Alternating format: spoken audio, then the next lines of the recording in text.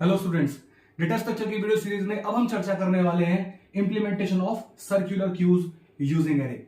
इससे पहले आपने लीनियर क्यूज यानी नॉर्मली क्यूज के बारे में पढ़ा है। अगर आपने वो वीडियो नहीं देखी तो आई सजेस्ट उस वीडियो को देखिए ताकि इस टॉपिक को समझना आपके लिए आसान हो। सर्कुलर क्यू की जरूरत हमें क्यों पड़ी when we are having the linear queue. तो जब हम लीनियर क्यू को पढ़ रहे थे तो हमारे सामने एक प्रॉब्लम आई थी निकल करके। उस प्रॉब्लम को डिस्कस करने के लिए मैंने अभी यहाँ पर कुछ मेन में कुछ फंक्शंस को कॉल किया है। ये सारे के सारे फंक्शंस हमने नॉर्मली लीनियर क्यू का जब इंप्लीमेंटेशन पढ़ रहे थे तब भी पढ़े हैं। अगर हम लीनियर क्यू को यहाँ पर अप्लाई करते हैं, उन्हीं फंक्शंस को यहाँ अप्लाई करते हैं तो क्या होने वाला है, NQ10 मींस अभी इनिशियल लेवल पे क्या है, इनिशियल लेवल पे क्योंकि इस क्यू में कुछ भी नहीं है तो फ्रंट एंड रियर यानी front and rear both are pointing to -1। Okay, इसका मतलब अभी क्यू हमारी खाली है। ठीक है, अभी मैं सिर्फ और सिर्फ लीनियर क्यू की बात कर रहा हूं। जब हमको प्रॉब्लम मिलेगी तब हम सर्कुलर क्यू पर स्विच करेंगे, फिर हम कॉन्सेप्ट समझेंगे सर्कुलर क्यू का कि किस तरह से इंप्लीमेंट करनी है और फिर उसकी कोडिंग देखेंगे। आइए, तो अभी फिलहाल क्योंकि हमारी क्यू खाली है इसलिए यहां पर फ्रंट एंड रियर दोनों -1 लोकेशन को पॉइंट आउट कर रहे हैं। ओके, एनक्यू फंक्शन कॉल होता है, 10 उसके अंदर वैल्यू आई, मतलब क्या होगा, पीछे क्या होगा, ये दोनों अपडेट होंगे। Now front and rear both will be pointing to this location, यानी फ्रंट के लिए मैं F लिख दे रहा हूं, आप समझ जाइएगा, एंड रियर के लिए हमने R लिखा, तो दोनों पॉइंट करेंगे पहले 0 को और 10 उसमें इंसर्ट हो जाएगा। ठीक है, फिर दोबारा देखा हमने क्या कॉल हुआ, NQ20 means only R will be updated, तो R चला जाएगा नेक्स्ट लोकेशन पे, तो यानी इस लोकेशन पे अब 20 आ जाएगा। फिर से NQ आया, NQ यानी 3 बार और NQ आया, रेस्पेक्टिवली 30, 40 एंड 50 इसमें इंसर्ट हो गया। तो क्या हो जाएगा, 30, 40 एंड 50 इन लोकेशन पे इंसर्ट हो जाएंगे। Now finally rear is pointing to this. Okay, आपको याद होगा अगर अब इस पर्टिकुलर लोकेशन पे आप कुछ भी इंसर्ट करने लगे तो हमने वहां पर एक कंडीशन रखी थी, if rear is equal to n-1, n की वैल्यू क्या है 5, n यानी rear is equal to n-1 means 4। अगर ऐसा है तो इसका मतलब हम प्रिंट करा देते हैं कि स्टैक इज फुल या overflow condition, we can not insert the new element. Okay, but अभी क्या है, नेक्स्ट क्या कॉल हो रहा है, DQ यानी 3 DQ कॉल हुए। जब हमने DQ को कॉल किया था तो हम फ्रंट को बेसिकली आगे करते हैं, तो जब 3 बार हमने फ्रंट को आगे किया होगा तो पहली बारी में वो यहां पहुंचा होगा, फर्स्ट DQ के बाद, फिर सेकंड DQ के बाद यहां पर और थर्ड DQ के बाद यहां पर, तो यानी 3 DQ ऑपरेशन लगाने के बाद F की वैल्यू यहां पर आ गई है। ठीक है, और इन तीनों लोकेशन पे अभी कुछ भी नहीं है। ठीक, अब ध्यान से समझिए, इस लोकेशन को हमने लीनियर क्यू के टाइम भी समझा था कि यहां पर एक प्रॉब्लम है। प्रॉब्लम क्या है, अब मान लीजिए NQ आया विद द वैल्यू ऑफ 100, अब 100 को इंसर्ट कराना है। लॉजिकली देखा जाए n is pointing to n-1 location, इसका मतलब क्यू हमारी फुल हो गई है। ठीक है, we can not insert the next element. But देखा जाए एरे का साइज हमारा है 5, एलिमेंट है 2, तो 3 का जो स्पेस है वो एक्चुअली वेस्ट जा रहा है। लीनियर क्यू में हम इसका कोई भी सॉल्यूशन नहीं ढूंढ सकते, उसी के लिए हम यहां पर सर्कुलर क्यू का काम करते हैं, सर्कुलर क्यू को इंप्लीमेंट करते हैं। As name indicating circular means there is a circular fashion in this way. Okay, means last location के बाद इस लोकेशन का नंबर है, इस तरह से ये सर्कुलर फैशन में डिवाइड की गई है। Means this is the location number 0, this is 1, this is 2, this is 3 and this is 4, और 4 के बाद फिर से 0 का नंबर है। This is the circular queue implementation. ठीक है, तो अगर ऐसा कुछ है और इस लोकेशन पे कुछ भी नहीं है तो रियर इसको ये प्रिंट नहीं कराएगा कि क्यू हमारी फुल हो गई है, वो इस लोकेशन को पॉइंट आउट करेगा और इस 0th लोकेशन पे आकर के एलिमेंट को इंसर्ट करेगा। अब कैसे करेंगे इसको, अब हम समझ लेते हैं कि रियर की वैल्यू को हमें किसी तरह से इंप्लीमेंट करना होगा, यानी एग्जीक्यूट करना होगा इस 0 पर ले जाकर के। तो कैसे होगा, जब रियर बेसिकली 0 को पॉइंट आउट करेगा तो उसके लिए फॉर्मूला क्या काम करेगा, rear equals to rear plus 1 modulus n। ठीक है, तो अभी देखिए क्या है, रियर में क्या वैल्यू है 4, तो that will be 4 plus 1 modulus n की वैल्यू क्या है 5, नाउ दिस इज 5, तो this will be 5 modulus 5 equals to 0। तो यानी अब रियर में 0 चला जाएगा, यानी अब रियर इसको पॉइंट ना करके यहां पर पॉइंट आउट करने लगेगा, and then easily we can insert the 100 at this location. I hope कि आप समझ पाए। ठीक है, अब क्या ये केवल उसी कंडीशन में इंप्लीमेंट होगा, यानी ये वाला जो कोड है, ये वाला जो फॉर्मूला है, ये बेसिकली उसी कंडीशन में काम करेगा क्या, जब रियर हमारा लास्ट लोकेशन पे था? नहीं, ये यहां के लिए भी काम करेगा। कैसे करेगा, आइए देख लेते हैं। अब रियर बेसिकली किसको पॉइंट आउट कर रहा है, 0 को, तो रियर की क्या वैल्यू हो गई 0, तो नेक्स्ट वैल्यू रियर की क्या हो जाएगी 0 plus 1 modulus 5, that will be 1 modulus 5 is equals to 1, तो rear equals to 1। Now rear will be pointing to this, और फिर से हम यहां पर कोई सा भी एनी क्यू फंक्शन कॉल करके, सपोज 80 मुझे उसमें रखना है, then easily 80 can be inserted. I hope कि आप समझ पा रहे हैं, ठीक है। ऐसे ही अब अगले वैल्यू के लिए इंसर्ट हो जाएगा, तो यानी नेक्स्ट के लिए क्या हो जाएगा, now rear is equals to 1, तो that will be 1 plus 1 modulus 5, that will be 2 modulus 5 means 2। Now rear will be pointing to this location instead of this, ठीक है। और अब इस लोकेशन पे जाकर के सपोज हमने 70 रख दिया, ठीक है, तो हमने इस तरह से कर दिया। तो अब हम क्या करने वाले हैं, अब क्या हम कोई नेक्स्ट एलिमेंट को रख सकते हैं, सोच करके देखिए। अब एक तरह से देखा जाए तो हमारी क्यू फुल हो गई है, तो अब हम फिर से चेक करें, तो चेक करने के लिए अब फुल की कंडीशन क्या होगी, पहले क्या कंडीशन थी, n-1 in normal Q, in linear Q n-1 अगर रियर की वैल्यू है तो हम कह देते थे कि भाई स्टैक हमारा, सॉरी जो क्यू है हमारी वो फुल हो गई है। लेकिन इस कंडीशन में कैसे चेक करेंगे कि हमारी क्यू जो है वो फुल हो गई या नहीं हो गई है। अब देखिए इसी फॉर्मूले को हम रखते हैं कि इफ, चेक करिए, if rear plus 1 modulus n, मतलब अब रियर की वैल्यू क्या है 2 प्लस 1 modulus n means 3 modulus n बोले तो 3। अगर ये वाली 3 इक्वल्स टू फ्रंट है, now front is also pointing to 3, मतलब जिस वैल्यू पे हम रियर की वैल्यू अपडेट करके ला रहे हैं ताकि नया एलिमेंट इंसर्ट हो सके, बट ऑलरेडी उस पर फ्रंट वैल्यू यानी फ्रंट पॉइंट कर रहा है, इसका मतलब वहां पर एक एलिमेंट है जिसको कि फ्रंट पॉइंट आउट कर रहा है, इसका मतलब हमारी क्यू जो है वो फुल हो चुकी है। तो हम यहां पर चेक करेंगे, if rear plus 1 modulus n is equals to f यानी फ्रंट, अगर ऐसा है तो हम यहां पर लिखेंगे कि हमारी जो है क्यू फुल है, we can not insert the new item further. Okay, तो आइए इस कॉन्सेप्ट को हम कोडिंग के थ्रू समझते हैं कि एनक्यू फंक्शन में क्या क्या चेंजेस होने वाले हैं। फिर से इसको रब करके एक हम इंप्लीमेंटेशन देखते हैं और इस पूरे के पूरे फंक्शन को क्लियर करते हैं।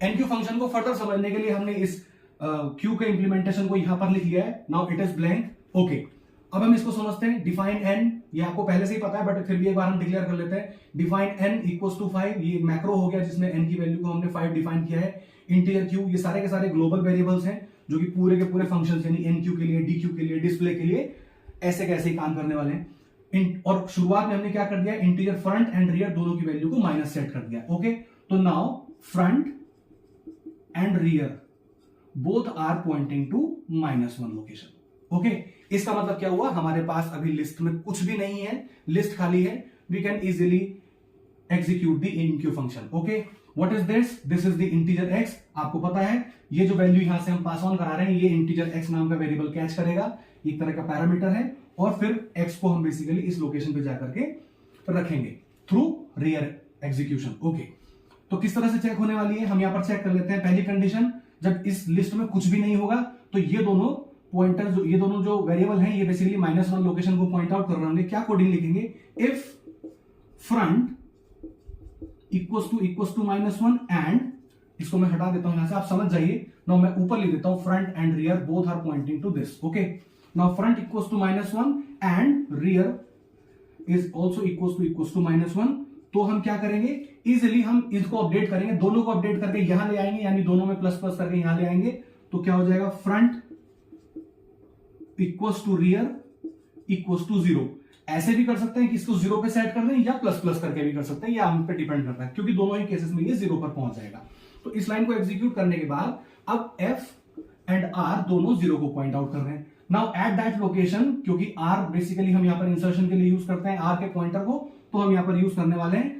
तो q के रियर पार्ट पर, यानी q के रियर, यानी q का जो रियर है मींस 0, q के 0th लोकेशन पे x आ जाए, जो कि ऊपर से एज ए पैरामीटर आ जाए।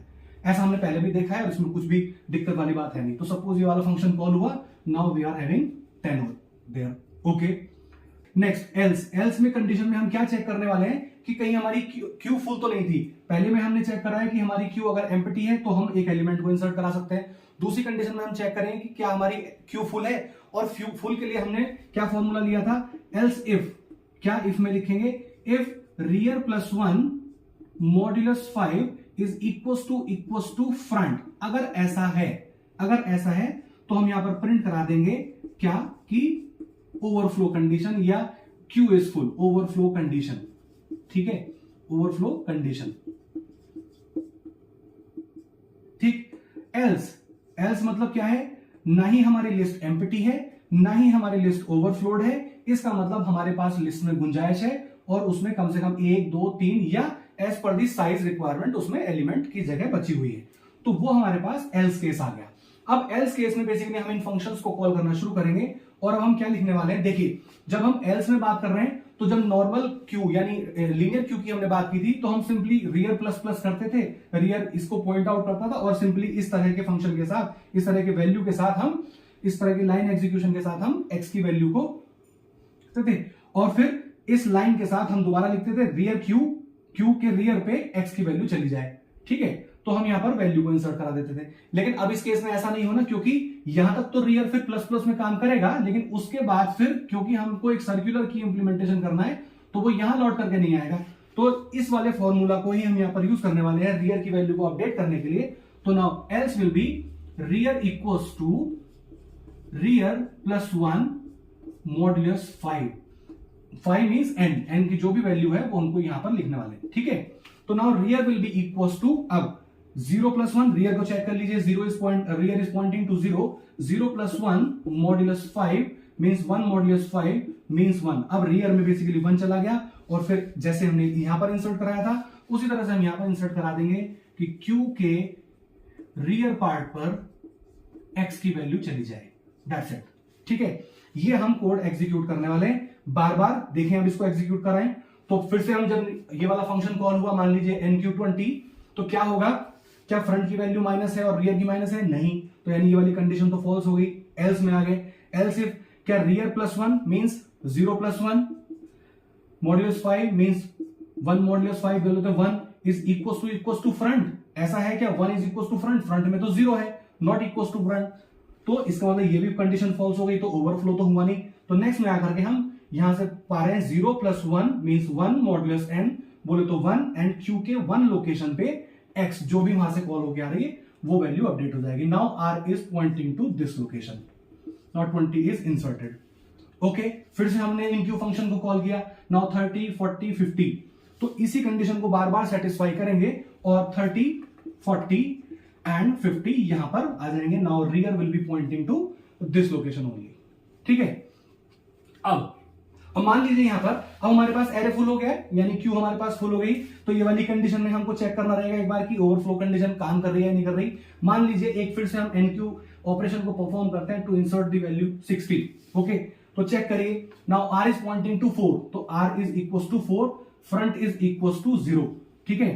तो देखिए if rear plus 1 means 4 plus 1 modulus n means 5, यहां पर आप n लिखिएगा, ठीक है, ये 5 नहीं, यहां पर n लिखेंगे, ठीक है, 5, तो that will be 5 modulus 5 means 0, ठीक है। अब r की वैल्यू हो गई 0, ठीक। तो नाउ चेक करिए, क्या rear plus 1 modulus n means 0 is equals to front, yes, front की वैल्यू भी 0 है और ये जो नई वैल्यू निकल करके आ रही है इसकी वैल्यू भी 0 है। अगर ऐसा है तो हम प्रिंट करा देंगे ओवरफ्लो कंडीशन।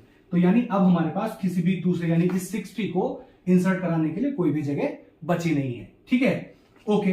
तो हम इस पर्टिकुलर पूरे के पूरे एनक्यू फंक्शन से सारे के सारे एलिमेंट को इजीली फिल आउट कर सकते हैं। अब समझते हैं कि डीक्यू ऑपरेशन कैसे परफॉर्म होगा। मैं इस क्यू को एज इट इज रहने देता हूं और यहां पर डीक्यू फंक्शन को समझेंगे कि वो किस तरह से काम करेगा। आइए अब हम डीक्यू फंक्शन को समझ लेते हैं। डीक्यू फंक्शन किस तरह से काम करता था इन द लीनियर क्यू। जब हमने डीक्यू फंक्शन को समझा था तो हम केवल फ्रंट की वैल्यू को अपडेट कर रहे थे और उसको फ्रंट प्लस प्लस करके आगे ले जा रहे थे, फिर फ्रंट प्लस प्लस आगे, फ्रंट प्लस प्लस आगे, इस तरह से करके हम ले जा रहे थे। उस केस में अगर आपको याद होगा कभी भी फ्रंट की वैल्यू आर को क्रॉस नहीं करेगी, मींस आर की वैल्यू कभी भी फ्रंट के पीछे नहीं रहेगी इन दी नॉर्मल और लीनियर क्यू।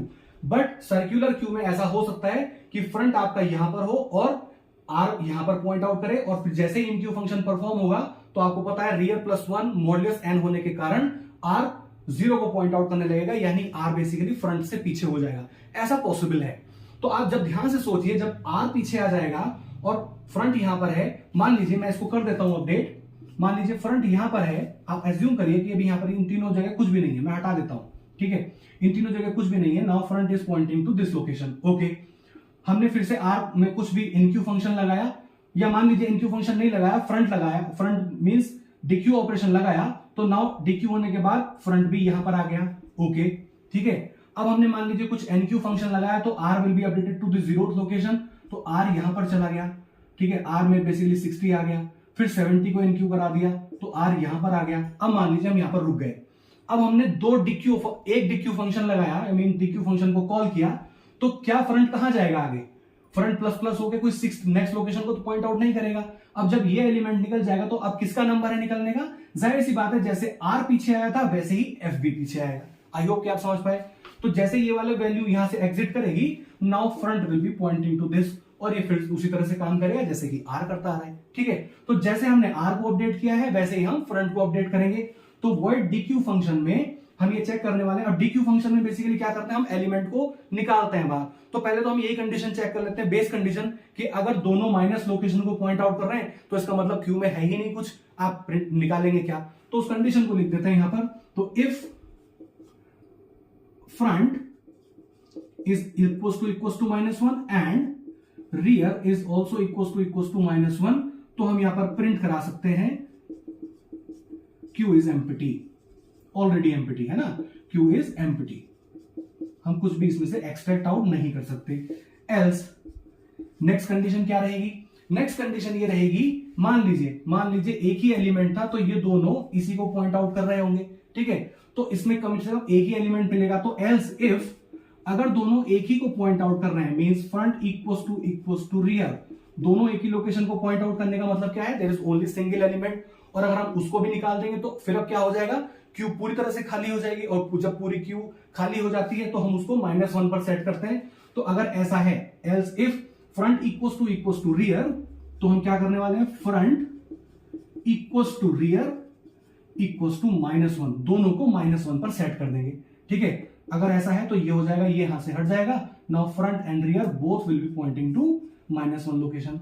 अब थर्ड कंडीशन क्या है, एल्स, इसका मतलब ना ही क्यू हमारी पूरी तरह से खाली है, ना ही क्यू में हमारे पास एक एलिमेंट था, मतलब क्यू कुछ ना कुछ एलिमेंट एक से ज्यादा थे, तो हम उसको फिल आउट कर लेते हैं, ठीक है। मान लीजिए मैं इसी को फिल आउट करता हूं और पांचों एलिमेंट इसमें डाल देते हैं, तो 10 20 30 40 एंड 50, ठीक है। तो now rear is pointing to this location as well as front is also pointing to 0th location, okay. तो ये एल्स कंडीशन आ गई। एल्स कंडीशन में क्या लिखने वाले हैं, अब चेक करिए, जब डीक्यू फंक्शन परफॉर्म होगा तो हमें फ्रंट को अपडेट करना है उसी तरह से जैसे कि हमने रियर को किया था। तो now front will be equals to front +1 modulus n, तो जैसे रियर अपडेट हुआ था वैसे अपडेट हो जाएगा ये। तो नाउ जब हम एल्स कंडीशन में गए, डीक्यू फंक्शन परफॉर्म हुआ, तो फ्रंट की क्या वैल्यू है, फ्रंट की वैल्यू है 0 +1 मॉड्यूलस n मींस 5, तो 1 मॉड्यूलस 5 मींस 1। अब ये वाली वैल्यू फ्रंट की यहां पर चली गई, ना नहीं, अब फ्रंट जो है वो 1 को पॉइंट आउट करने लगा इंस्टेड ऑफ दिस, ठीक है। अब ये गार्बेज वैल्यू है, हम इसको अज्यूम कर सकते हैं कि यहां पर कुछ भी नहीं है, because we can replace this easily, ठीक है। इस तरह से करके हम फ्रंट को अपडेट करने वाले हैं, एंड दैट्स इट, इसमें आगे और कुछ भी नहीं होना, फ्रंट को बस इस तरह से अपडेट करते जाइए और वो वैल्यूज को निकालता चला जाएगा। सपोज हमने 2 बार डीक्यू या 3 बार हमने डीक्यू ऑपरेशन लगाया, तो अब फ्रंट बेसिकली यहां आ जाएगा। आप एज्यूम करके चलिए, हम देख लेते हैं कि हमारी कोडिंग पूरी तरह से काम कर रही है या नहीं कर रही, ठीक है। अब देखिए सिंगल एलिमेंट हो गया, अब ये वाली कंडीशन ट्रू हो जाएगी। Now front equals to rear, जो फ्रंट इक्वल्स टू रियर है, हाँ दोनों ही 4 को पॉइंट आउट कर रहे हैं, तो नाउ -1। अब जैसे ही ये हटेगा, now they will be pointing to -1, ठीक है। इस तरह से करके हम इसके डीक्यू फंक्शन को इजीली डिजाइन कर सकते हैं, ठीक है।